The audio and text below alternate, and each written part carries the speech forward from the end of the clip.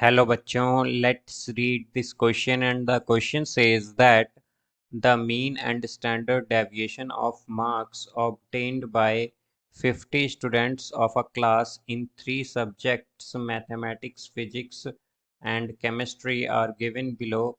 Subject mathematics, physics, chemistry mean 42, 32, 49, 40.9. Standard deviation 12, 15, 20.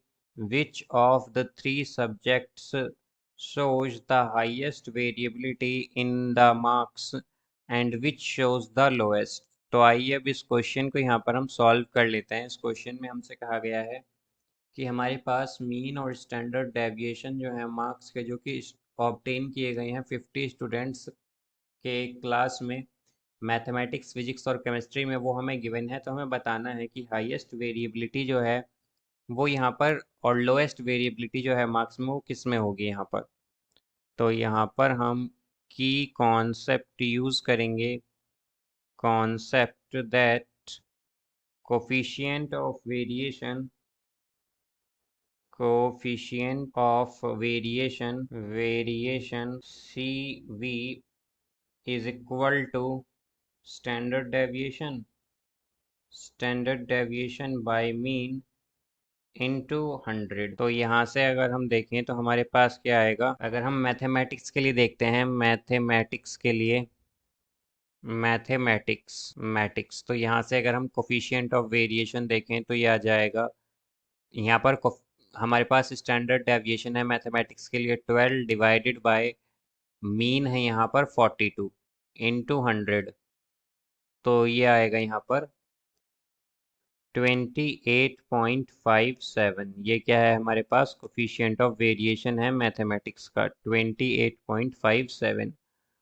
अब इसी तरह अगर हम यहाँ पर देखें फिजिक्स के लिए, फिजिक्स तो फिजिक्स के लिए कोफिशिएंट ऑफ वेरिएशन होगा हमारे पास यहाँ पर, अगर हम स्टैंडर्ड डेविएशन देखें फिजिक्स का तो वो है 15 डिवाइडेड बाय मीन है हमारे पास 32 एंड इनटू 100। तो कोफिशिएंट ऑफ वेरिएशन आ जाएगा यहाँ से 46.87। इसी तरह अगर अब हम यहाँ पर केमिस्ट्री के लिए देखें, केमिस्ट्री तो केमिस्ट्री के लिए कोफिशिएंट ऑफ वेरिएशन जो है वो आएगा यहाँ से। यहाँ पर स्टैंडर्ड डेविएशन है केमिस्ट्री का 20 और मीन है 40.9 इंटू 100। तो कोफिशिएंट ऑफ वेरिएशन होगा यहाँ से 48.89। तो यहाँ पर अगर हम देखें तो हमारे पास जो सब्जेक्ट है विद ग्रेटर CV वो ज़्यादा वेरिएबल होता है। तो यहाँ पर जो हाईएस्ट वेरिएबिलिटी है मार्क्स की वो है हमारे पास केमिस्ट्री में।